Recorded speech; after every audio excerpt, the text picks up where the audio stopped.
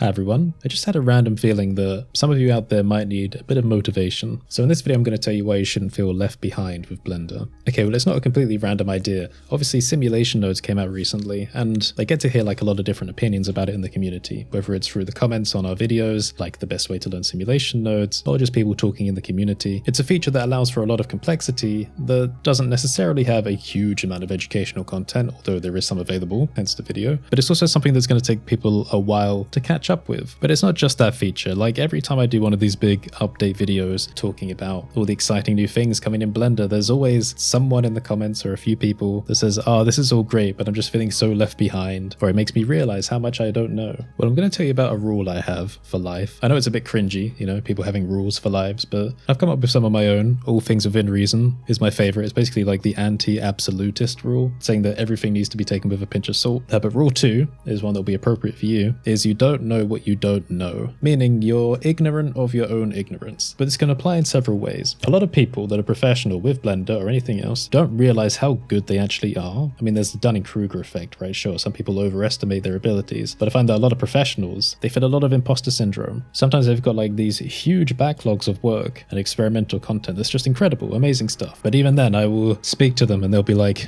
oh, I don't know, I'm just feeling a bit like I don't know what I'm doing anymore. The thing is, humans aren't supposed to hold every experience they've ever had in their memory at once, right? The amount you can conceive of, the amount you can perceive, whether it's the life around you or the memories of the experiences you've had, is very limited, like at any one point in time. When you're sitting there with Blender open, you don't remember every single thing you've ever made with the software, every step you took in the learning process from years gone by. All of that stuff you did has led to your skill set today, the ability you have to make stuff in the here and now. But when you're just looking at a blank screen, you don't remember all of that. I don't remember any of it. You don't know what you don't know. You don't know how much experience you've had. Basically, what I'm saying is it's easy to feel unaware of your potential. And when things like new features come along and you feel left behind, I think it kind of exasperates that. Because now, not only can you not consider your total sum of experience, but you now may feel a bit insecure on top of that because there are all of these new features that you're seeing other people make cool stuff with that you don't really understand. You're almost diminishing your own capabilities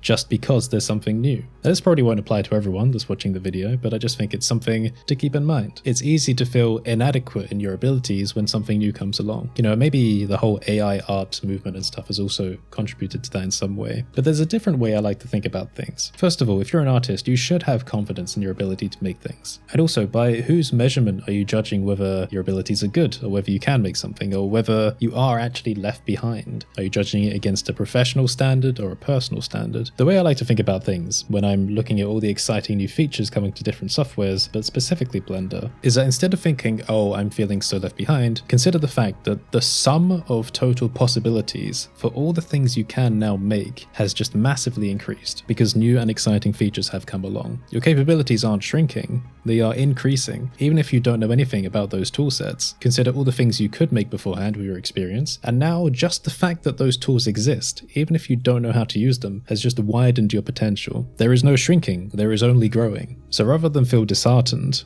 I think there's some utility in positive thinking, considering the fact that despite everything you can already do, there are now so many new directions you can take your abilities. I also like the fact that when new features become available for the software, creators in the community very quickly fill the gap in educational resources. It really doesn't take that long, and people are experimenting with the features all the time. You know, I think sometimes people look at that experimentation and the really cool things being made and think, oh wow, I can't do that. Am I being left behind because they can do it but I can't? Do they have a head start on me? But again, that's not really how it works. People take very vague and ambiguous features, like geometry nodes, even shader nodes, and take them in all different kinds of directions. The sum of all possible things that can be explored with those features, it's still like more than anyone can conceive. I've been saying this to friends for years, that I still don't think most of the potential things that can be made with just shader nodes alone has been explored. And the same is going to apply for all these other new features as well. The art community, the 3D art community, tends to be quite homogenous. We all tend to like gravitate towards the same types of stuff. Let's make a cool weapon. Let's make an anime girl sculpt. Let's make fire and lightning. Let's do a visual effects thing where the ground cracks or something really big and scary is coming along. It's all kind of the same-ish. But that's because it's kind of difficult to think about all the possibilities that haven't been done yet. Again, rule 2, you don't know what you don't know. So when I see cool people doing wacky new experiments with new features, I don't sit there and think, oh wow, I wish I could do that, or oh wow, are they getting ahead of me? I think, I wonder what I could do with those features as well. Because everyone's bringing slightly different approaches to the table, slightly different creative attitudes. So if anything, what I want you to take away from this video is that there's always another way to think about something. And that sometimes in realizing how ignorant you are of certain things, you also realize how much potential you have. But it is interesting as an add-on developer because you kind of have to define potential and make decisions around it. So for example, the Biogen add-on, one of my most popular add-ons, yet one of the most confusing add-ons I've made, one of the add-ons with the most potential, but it is woefully left behind now. I've gone through phases of interest in wanting to update it, going in and out of doing that, but the thing is, Biogen was built originally around the modifier stack. It's kind of accidentally been built around the area that's been the most subject to change in Blender. Biogen was there before particle nodes was being developed. Particle nodes changed to geometry nodes. Okay, now is it the time to update Biogen for geometry nodes? Oh, sorry, the attribute system has now changed to a field system. Okay, is now the time to do it? The asset browser now came along. Okay, that's interesting. I was doing my own content pack system. Is there a way to integrate between these? Yes, there is. Okay, interesting. Is now a good time to make preset things? Now simulation nodes is available. Okay, well, that kind of changes the game and how we approach, how we generate things. So like from a technical perspective, as an add-on developer, it's difficult to know when to jump in to make useful tools for people for features that are subject to change quite a lot. There are so many opportunities where like the next version of Biogen could have made like a massive amount of content, but because the scene keeps changing, it's been hard to know when that is. But I feel like we're almost at a point now where the scene is going to slow down a bit. I think, well, obviously there's a lot of work to do with simulation nodes, but I feel like so much of it has been like foundational design work where the Blender developers have been choosing the right way to kind of implement these core features. I think it's about to reach a plateau, but we're going to see less foundational work, so to speak, and more like proof work, I guess. I imagine, I don't know if this is true, but I imagine they're going to start doing more preset type work for simulation nodes than foundational stuff. But who knows? I might be wrong about that. But that's all to say that it's interesting because though I can give you these kind of hippy-dippy, philosophical, mindfulness ways of looking at Blender,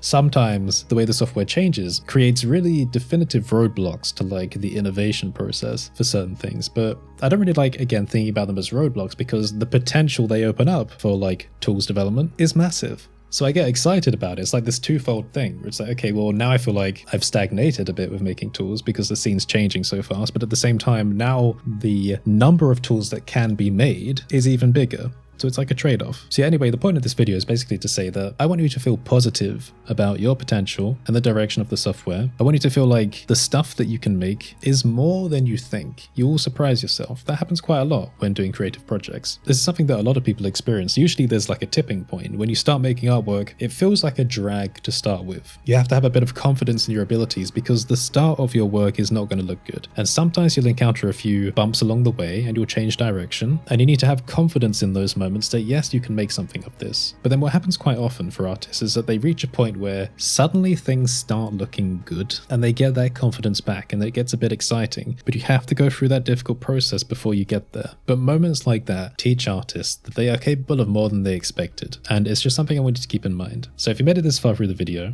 put maybe the hugging emoji in the comments because that way I'll be able to see who did make it this far through the video. I'm looking forward to seeing your familiar faces again. You can also support me on Patreon if you like my videos. Check out my digital products for Blender or my new physical merchandise, each of which comes with a special code where you can get access to a private community, but I don't know whether I've actually announced that on this channel yet. Shh. So yeah, have a great day everyone, stay safe, and I will see you next time.